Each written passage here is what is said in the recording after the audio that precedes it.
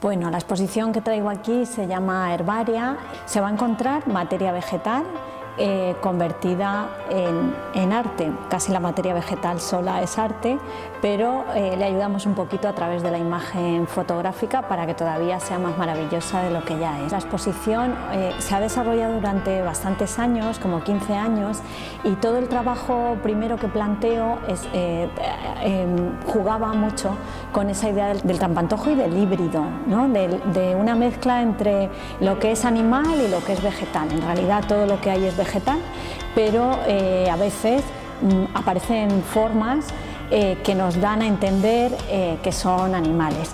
Además de eso, es verdad que juego con la ficción, trabajo con la materia vegetal, pero construyo cosas ficticias, flores que no existen, un herbario que no existe, animales hechos con plantas. Trabajo mucho con esa idea de lenguaje fotográfico, lo que entendemos por lo que son las cosas y cómo esas cosas no acaban siendo lo que a uno le parecen, ¿no? La última parte, que aparece más en una de las salas de arriba, es una parte que yo llamo dibujo del natural, que es la idea de observar la naturaleza prácticamente como es y que se construya, se dibuje o se diseñe sola.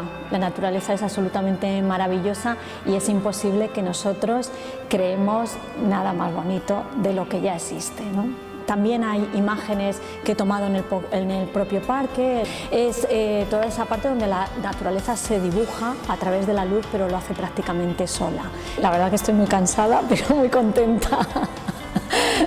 Sí, estoy muy contenta. Una exposición, hasta que no la ves en el sitio, no te haces una idea ni del tamaño, ni de la proporción, ni de lo que está pasando. Creo que funciona bien, no lo sé. Ya veréis, a ver, ya me diréis.